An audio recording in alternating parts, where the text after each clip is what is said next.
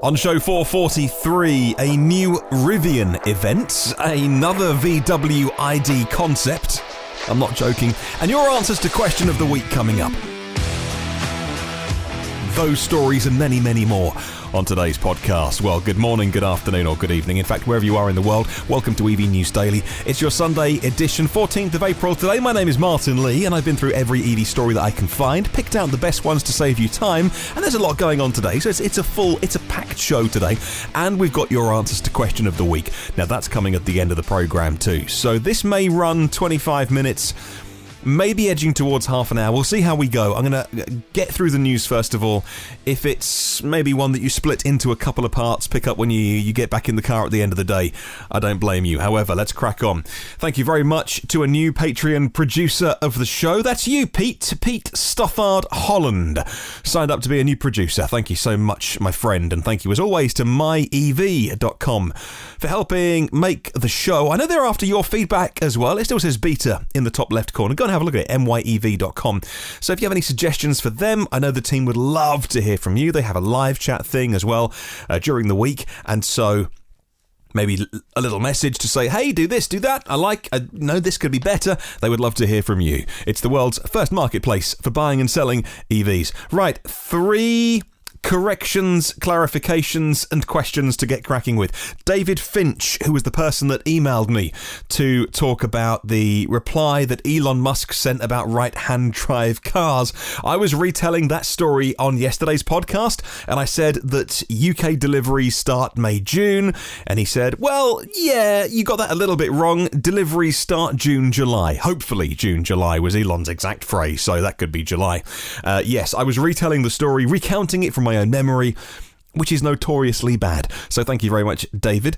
Looks like right-hand drive, Model 3 cars, hopefully June, July, says Elon. RENE Schneider is a podcast supporter and, more importantly, our official Swiss correspondent. I was talking about incentives earlier in the week in Switzerland. I got a letter, she says, a few minutes ago that the Standard Range Plus is available for order in Switzerland now.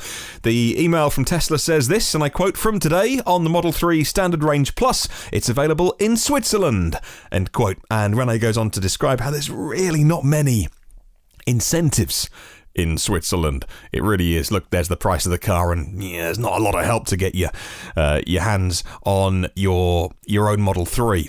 And finally, Tom sent me a question earlier in the week, and it's more of a question really than a clarification, but maybe you can help him out. So I thought we would try and crowdsource the answer to this one from Tom. Tom Raftery is a podcast supporter, and he says, it's that time of the year when I organise my summer holidays. I've left it a bit late already. I want to bring the family to Norway to show them what a country with a high penetration of EVs can look like. And it is beautiful scenery in Norway. We were there, my wife and I were there last autumn. Yeah, and it was just stunning, and it was amazing how many EVs there are there. I've been trying to find information on EV hire options in Norway. There's not much out there. He can find smaller cars to hire, in summary, but he can't find anything to take the family and luggage. I'm thinking Model X size. So if you have any tips, if you know of any Norwegian hire companies and he just can't find a bigger car EV at a reasonable price, then drop me a note. My email is hello@evnewsdaily.com, and I'll pass that on to Tom. Let's get on with the news proper then. The New York Auto Show doesn't officially open to public until April the 19th, but that doesn't mean the fun hasn't already started. Over the weekend, before the auto show opens in New York, it's usually the real kick-off party when those drinks receptions are happening and you mingle with those certain people at certain parties. Manufacturers are trying to get a jump on the competition to generate their own headlines.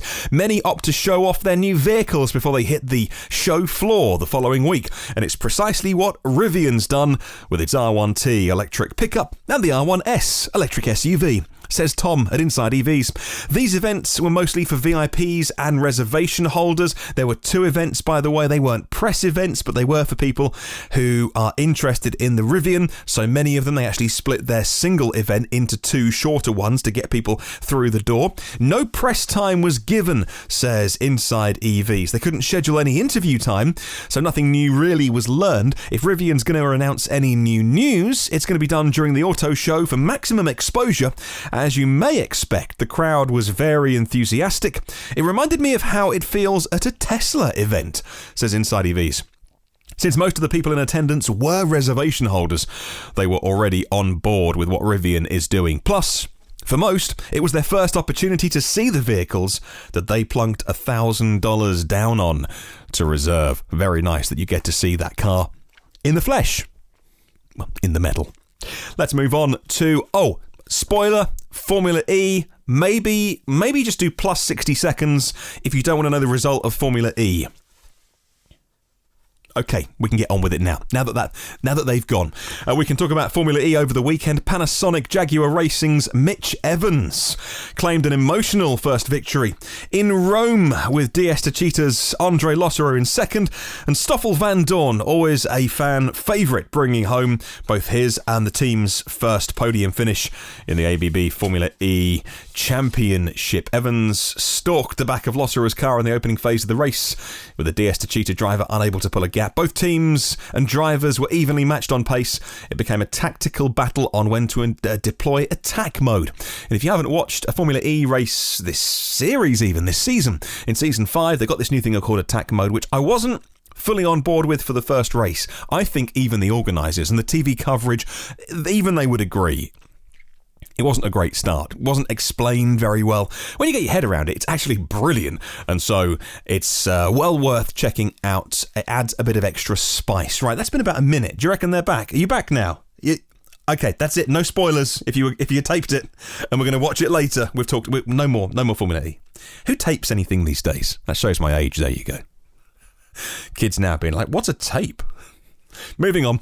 Audi sent me a press release. 2 new electric Audis will make their debut in Shanghai, the auto show there. The Audi e-tron and the Q2 e-tron. Oh, what's a Q2? It was designed especially for China, and it's going to be built in the Foshan plant. The compact SUV, the Q2, it'll be delivered to its first customers this summer, experiencing its world premiere in Shanghai. The Audi CEO is Bram Schott, and I quote, "With both the Audi Q2 e-tron and the Audi e-tron electric models, we're launching a new era in China with our partner FAW. The compact SUV will be produced locally already this year, and beginning in 2020, the e-tron will be produced in China too, our largest and most important market worldwide."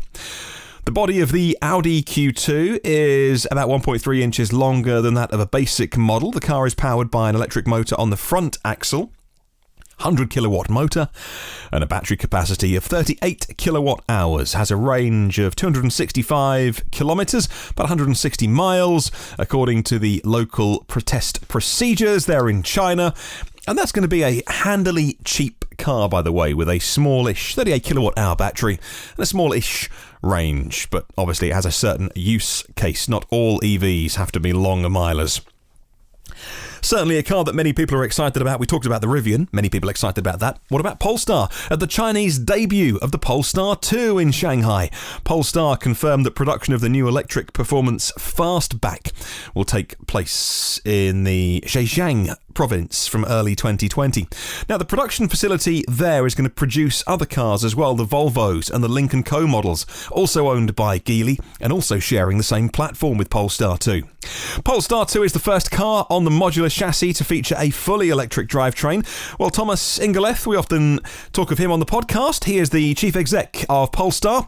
Got a little quote from him. He says, "Being able to produce Polestar 2 in China shows the clear synergies of our ownership structure, and that gives us great industrial advantage. With Geely and Volvo cars as our owners, we're able to leverage their expertise in many different ways. Manufacturing is one of the most important areas, helping us accelerate our progress and entry into the market with the confidence that Polestar 2 production will begin as planned early next year." Well, following the confirmation last year, the first ever Polestar Space, that's kind of their way of describing their brand experience buildings. Polestar Spaces. They're going to be located in Oslo, in Norway. The very first one will. It's confirmed that the Polestar Space in China is going to be in central Beijing. Establishing the Polestar footprint initially in Oslo and Beijing highlights two of the world's most, if you think about it, influential electric car markets as primary targets for the brand. The Polestar space in Beijing is going to open later this year. It signals the rollout of Polestar spaces in China. Around 20 facilities in Chinese cities, about 11 of those will be opened next year. 1/3 of all Polestar spaces is going to be opened globally by next year. Let's talk about full self-driving with Tesla. There's an event coming up. Tesla's announced this event that I've talked about a couple of times on the podcast. It did get put back by a few days and rescheduled, but now it's definitely confirmed for April 22nd at its headquarters in Palo Alto. There are not many details about the event besides the topic being autonomous driving. According to Elon Musk, investors can expect a demo of full autonomous driving, says Mark Kane at Inside EVs. One of the biggest projects is the Tesla network. That's a fleet of autonomous cars available for sharing. It would be a double win for the manufacturer. First, because it provides a stream of revenue, and second, because Tesla could use the cars at the end of their lease. There is no buyout option on those leases. I'll throw a link to Inside EVs down there in the show notes. VW have unveiled a new concept. Bear with me. It's called the ID, and that's not surprising. All of their electric cars are ID something. The ID Rooms. ROOMZZ. They love their Zs on the ID. The Rooms is going to be expanding their product range upwards, actually, because it looks like, you know how the Model Y is basically a taller and a bit bigger Model 3. Well, the ID Rooms looks like their other ID models, but a bit more SUV-y. It's a zero-emissions SUV. It's a 5-meter car. Volkswagen is going to present the concept car as part of a world premiere at Auto Shanghai from the 18th to the 26th of this month, in an homage to China, currently the world's largest market for zero-emission vehicles.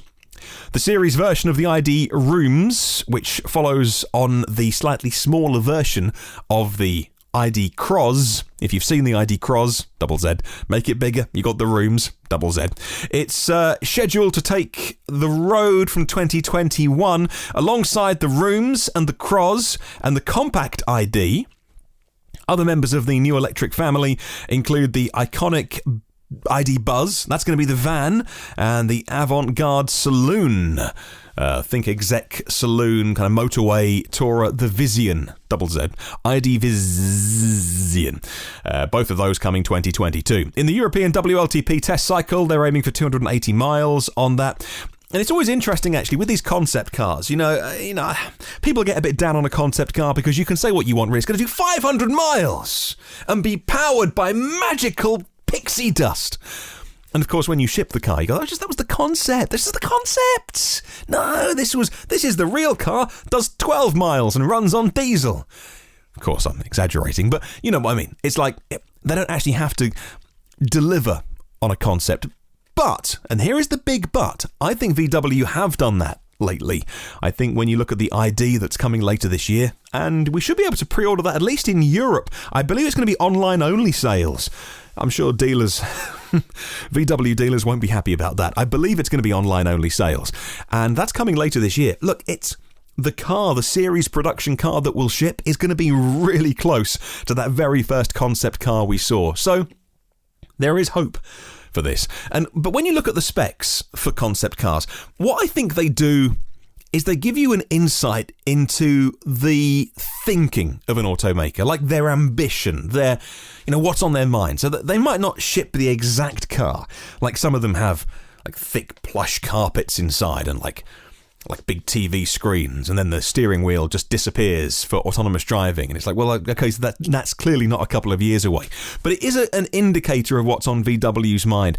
They say that the battery on the ID Rooms is going to be inductive charging, and they will supply a conventional charge point as well. They say it's going to have IQ Drive. IQ Drive is their name for autonomous systems, navigating traffic all by themselves, fully automated. They don't say level 4 or 5 here, but they say the phrase fully automated.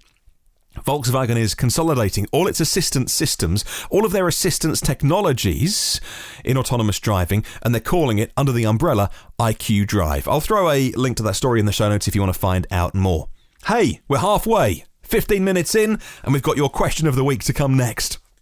Now, the question of the week this week did start off as a bit of a personal story because I was, as I like to do, shopping on myev.com, seeing, I like to sort by cheapest, sort by most expensive, dream about owning a Model X one day.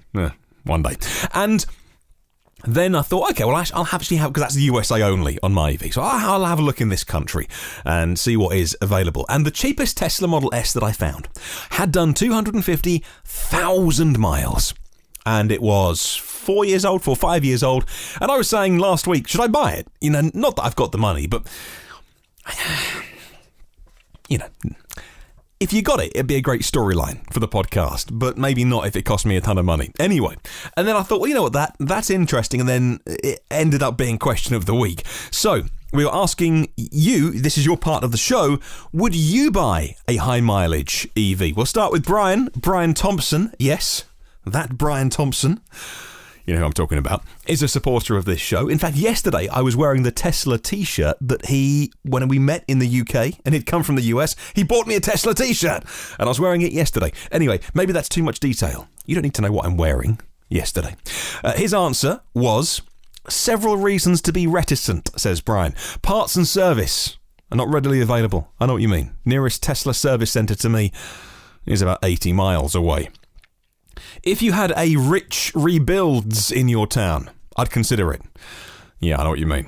I've recently had some things crop up on my 70,000 mile 85S Model S that would have cost a lot had it not been for the warranty. They replaced the entire battery pack. Then a couple of thousand miles later, the charge port went. On the loaner they gave me, the car that had 50,000 miles on it, the main screen went out. If you had Rich Rebuilds knowledge, then you could go for it, but at 250,000 miles, there is zero warranty, and you'd be covering the cost if you bought the car privately. If you're still interested, call and ask Tesla what the cost is to get a rebuilt high-voltage battery pack, the traction battery, as well as getting the main CPU and screen replaced, as well as the drive unit and the inverter. Those are the big-ticket items, says Brian. If this was 10 years from now and there were loads of spare parts available, then it would be a different situation. I would try to claw my way into a CPO car with less than 50,000 miles on it. That way, it comes with its 4-year warranty. In the US, Tesla's selling the 2012 and 2013 85Ss in the low $30,000 with financing. Cheapest, I had a look on the Tesla used inventory UK site, and unfortunately it's a different situation to the US. Here in the UK, cheapest one was in the late 40s, and that would be probably late 50s if you did the conversion to dollars. But like you say, Brian, of course you get all those guarantees, the warranties, that they no longer make the car like new, but it does come with a really detailed mechanical check. And if you're new to the podcast, by the way, just one of the amazing things about the way that Tesla used to sell their used cars when they were a small car company is when they would sell used inventory on their website, they would literally go through it with a fine-tooth comb and replace anything that looked worn, so you could buy a used car and they'd have new bits on it. They'd make it look new. And they could do that when they're selling, handful of cars here, handful of cars there, and they're expensive cars as well. But they don't do that anymore. But they give it a pretty thorough mechanical check and stuff. But they know there's no longer that kind of as new experience. Hi to Rajiv Narayan says, I think one should expect to have to put some money into a car that's done 250,000 miles. With respect to the EVs, he says, the question is the longevity of the expensive bits. The powertrain and the battery.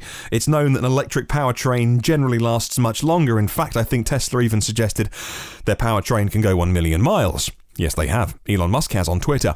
With respect to the battery, I know that the NMC cells in most EVs nowadays can cycle up to 3,000 times before its capacity degrades to the point at which it's not suitable for further EV use, though in my opinion that's debatable. Given the C rating of these battery cells, my Chevy Volt has a 60 kilowatt hour battery and EPA estimate of 3.8 miles per kilowatt hour, giving me, do the sums, up to 700,000 miles of reliability.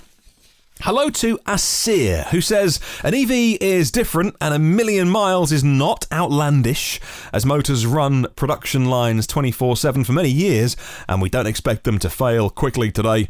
The same that would be true for EVs, and given that brakes also last longer, regen braking, I know what you mean. It seems if your high miler EV is an obvious choice, this is before we take into consideration comfort and space.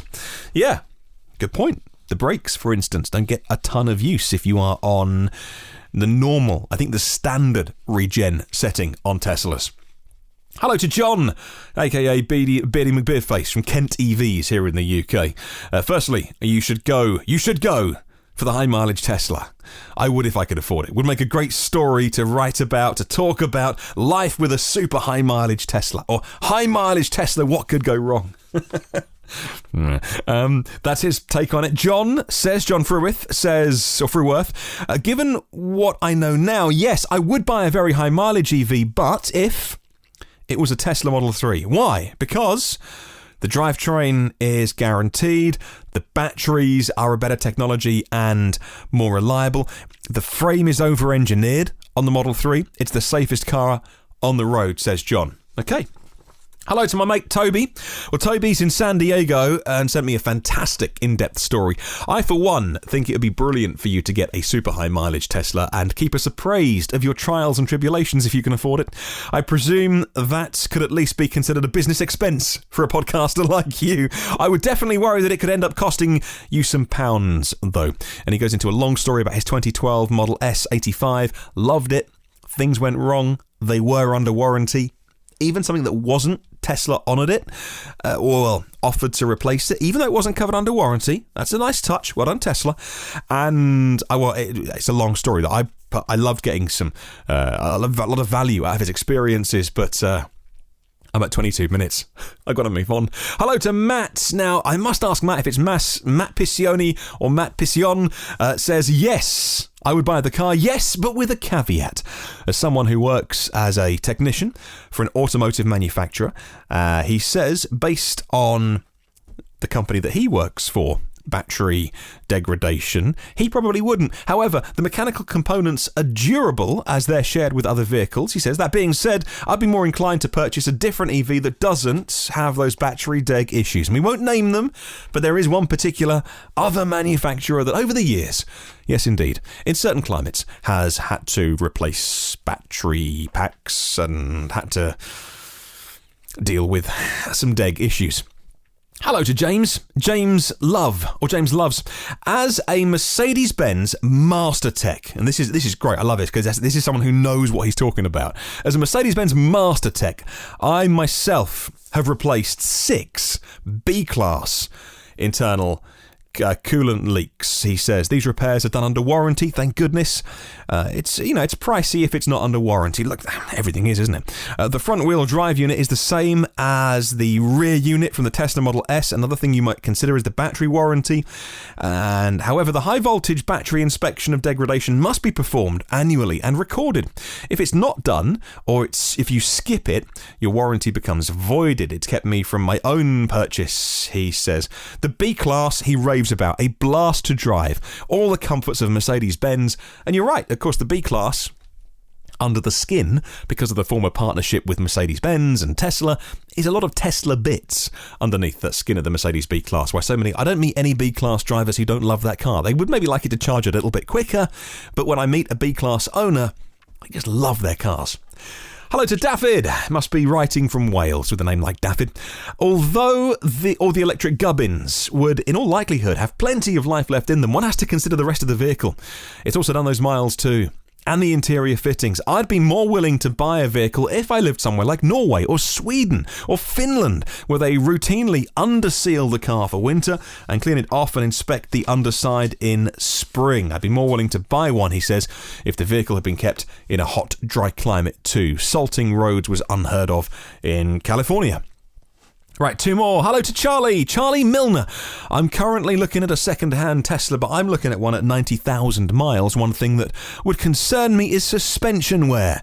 I have an old Mark IV Golf. After 120,000 miles, the tracking was adjusted as much as possible, and it was just about okay, but suspension components had to be changed.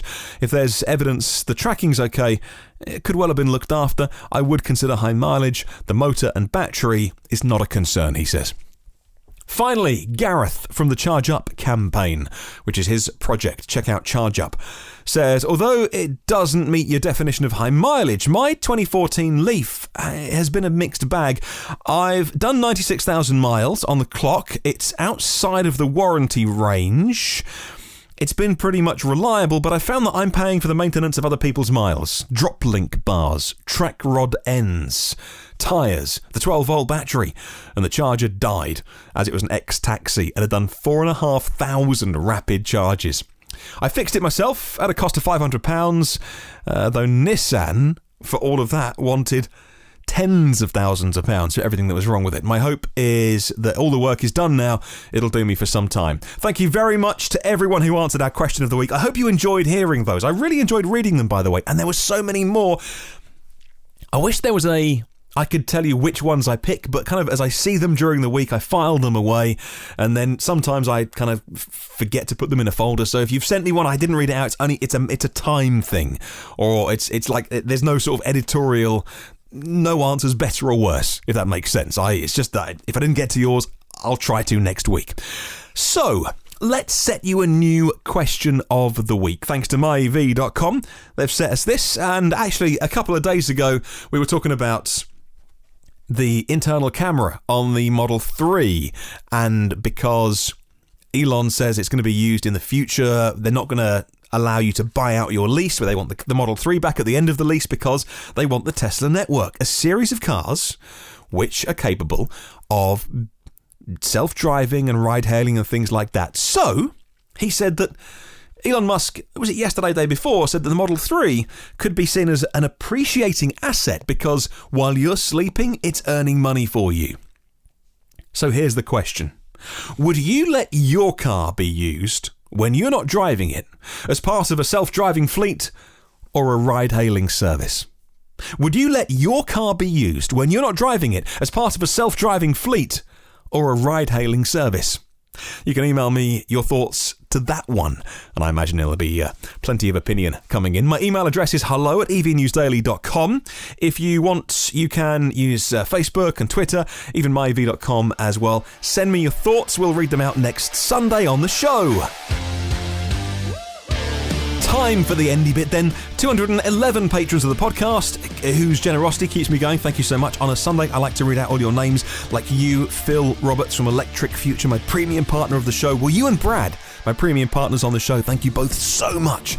Brad Crosby and Phil Roberts. Hello to our partners as well, David Allen, OEM Audio of New Zealand and evpower.co.nz. Check them out if you're in New Zealand and you need your supplies for your EVs. Hello to Sasha Pallenberg as well, a partner of the show. And hello to Paul O'Connor. Thank you all so much, and all of our executive producers as well.